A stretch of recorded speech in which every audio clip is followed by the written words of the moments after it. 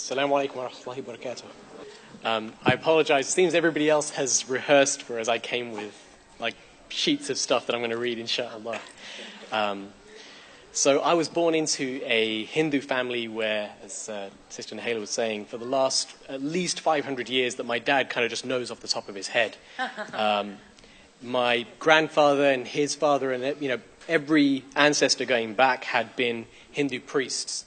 And I'd always considered myself to be a fairly religious Hindu. I was strictly vegetarian. I'd never drank alcohol. I would pray, and I'd sit up at till the early hours of the morning with my mum, discussing my favorite chapter of the Gita. And I wasn't looking for another religion at all. I mean, I thought I was Hindu, and that was that.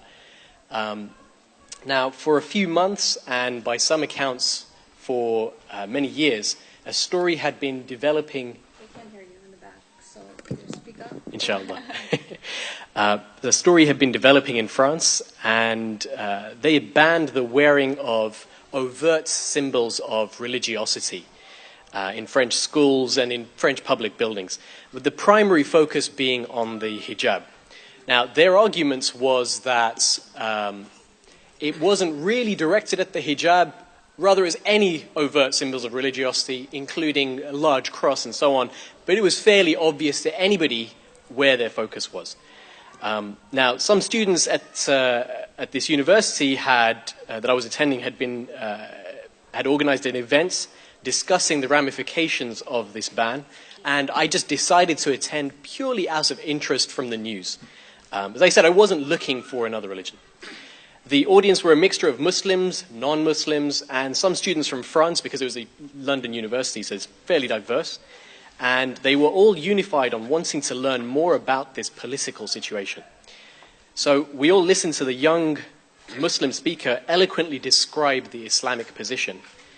And I'd already assumed that Muslims would want the ban stopped, but I'd never heard anyone describe it in quite this way.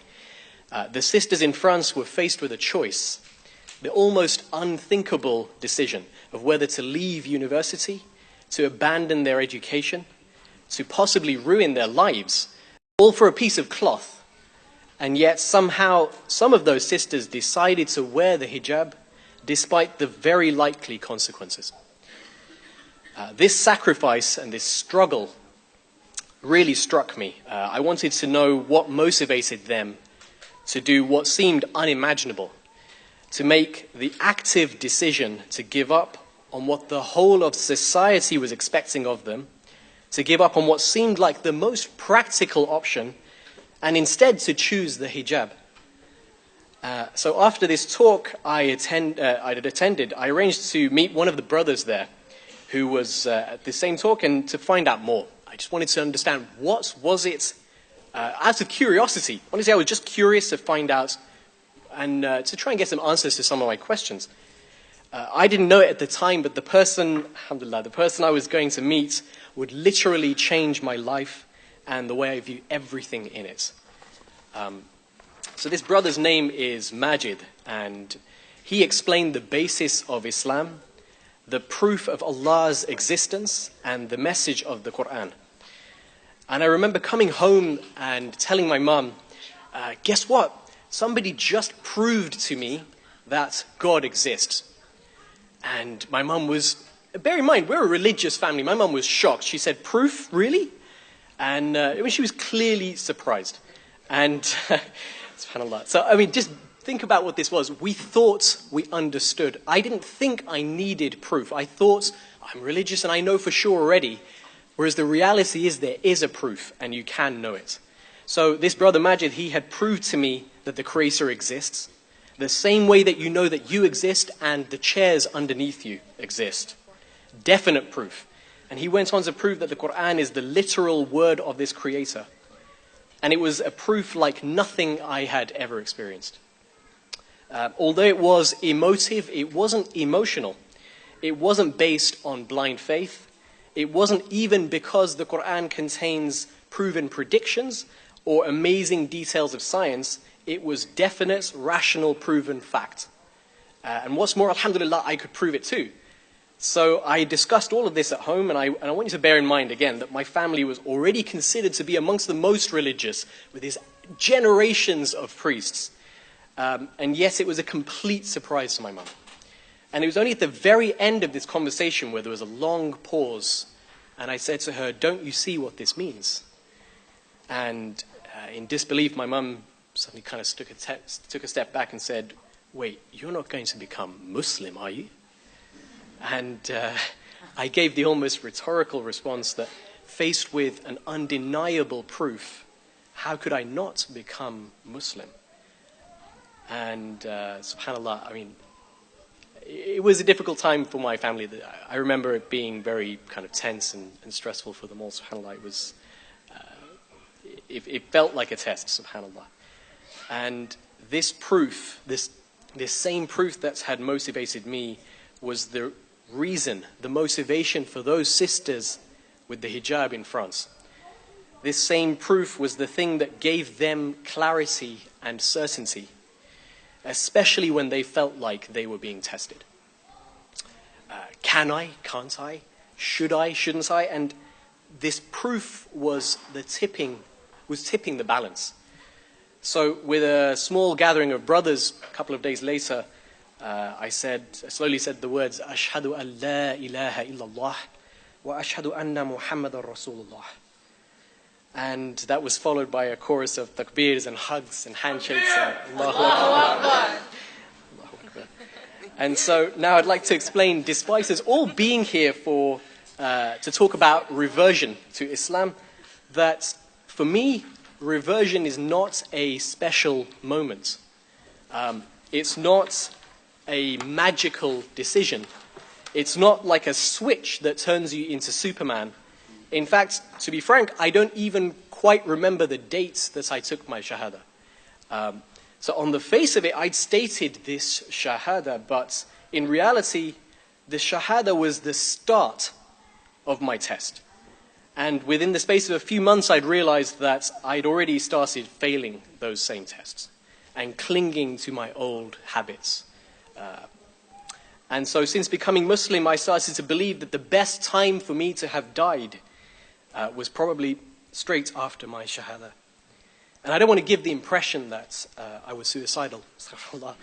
Far from it. I'd just been considering that Allah, in His infinite mercy, had cleared my record of all sin at the time of taking this Shahada. And since that time, I was of the opinion that I'd been doing a marvelous job of wrecking my chances of going to Jannah.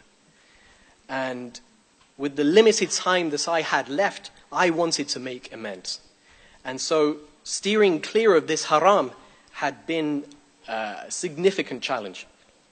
And indeed, I failed on many occasions. And for this, there is little I could do but make tawbah and sincerely attempt to never repeat those actions. Many things had changed, but perhaps unsurprisingly, the habits I'd spent decades forming during my jahiliyyah had been the source of most of my tests. And at this time, I noticed that I almost never felt anything spiritual during my salah. Words like tranquility and peace and joy were used by others to describe their salah, but in all honesty, I'm not even sure I knew then what I ought to have been feeling. But given that so many people spoke about it, surely there had to be something. Alhamdulillah, I still recognized it as a fard, and so I still prayed. However, to me, this was literally just that, an obligation. I did it because the Creator had given me a hukm. So this all led to me doing the bare minimum to avoid the hellfire. And even that was usually rushed. And with the exception of the 2 rak'ah before the Fajr Fard, I would practically never pray any sunnah, never pray any nawafil. And so some people suggested that, praying more of these voluntary prayers would resolve my situation. But for me, praying more, honestly, led to me just losing concentration altogether. And please understand that I don't mean to be arrogant. I was still grateful for the kindness and bounty, the boundless bounty that my Lord had bestowed on me. But I couldn't seem to link these intellectual facts with khushu' in salah. And I was impassioned by various aspects of the deen, but the ibadah left me cold. And what worried me most about all of this was that I was beginning to wonder, am I even Muslim? When my thoughts and my actions and my emotions are not in line with Islam. And so, seeking guidance, I came across these ayat from the Quran, which I'd like to share with you today. Such are the men whom Allah has cursed, for He has made them deaf and blinded their sight. Do they then not earnestly seek to understand the Quran, or are their hearts locked up by them? Those who turn back as apostates after guidance was clearly shown to them. The evil one has instigated them and busied them with false hopes. This because they said to those who hate what Allah has revealed, "We will obey you in part of this matter," but Allah knows their inner secrets. But how will it be when the angels take their souls at death and smite their faces and their backs? This because they followed that which called forth the wrath of Allah, and they hated Allah's good pleasure, so He made their deeds of no effect. Or do those in whose hearts is a disease think that Allah will not bring to light all their rancor? Had we so willed, we could have shown them up to you, and you would have known them by their marks. But surely you will know them by their tone of their speech, and Allah knows all that you do. And of the over 6,000 ayat in the Quran, I came across these that perfectly describe the situation that I was in. I felt as though, despite knowing in my mind that Islam was the truth, perhaps I had stepped back. And everyone born as a Muslim or as a non-Muslim has to make the same active decision to worship their Creator. It's a decision that we each, all of us, make many times in our lives and perhaps many times in a day. For example, should I pray or should I attend the meeting at work? Should I get angry at another driver or should I be patient? Should I put it on my credit card or should I avoid riba? Should I speak up for justice or should I keep on walking by? And when I was feeling this struggle most, I reached out to some Muslims I knew and received an email, which I'd like to share with you today, inshaAllah. I resent, and I'm using that word in the mildest form, I resent the fact that you say the best time for you to have died was after taking the Shahada. I can understand that there's little else that equates emancipation from all previous sins. But would you really have wanted to meet Allah subhanahu wa ta'ala without having strived for the deen? Without having to fight your nafs for His sake? Without having propagated His perfect deen? Quoting from Surah An-Nur, ayah 40. The state of a disbeliever is the darkness in a vast sea, overwhelmed with waves, topped by dark clouds, layers of darkness above darkness. And if a man stretches out his hand, he can hardly see it. And for he whom Allah has not appointed a light, for him there is no light. Sounds harsh, subhanAllah. And the rest of the email, the day you took your shahada, Allah subhanahu wa ta'ala brought you out of this darkness and appointed you a light. To die there and then is all too easy. To exert oneself for the sake of Allah every minute of every day is the challenge that all Muslims have been blessed with. I do understand the dilemma though. The thought of Jannah brings tears to my eyes, firstly because I long to be there, and secondly because of the fear that I won't be granted entrance through its gates. Every day is a battle against the haram, and each day holds regrets. I want for my heart to shake with fear, tears to flow, and sheer humility to come over me when I pray. I'm ashamed to say that I've only felt this once in the whole time since I've been praying.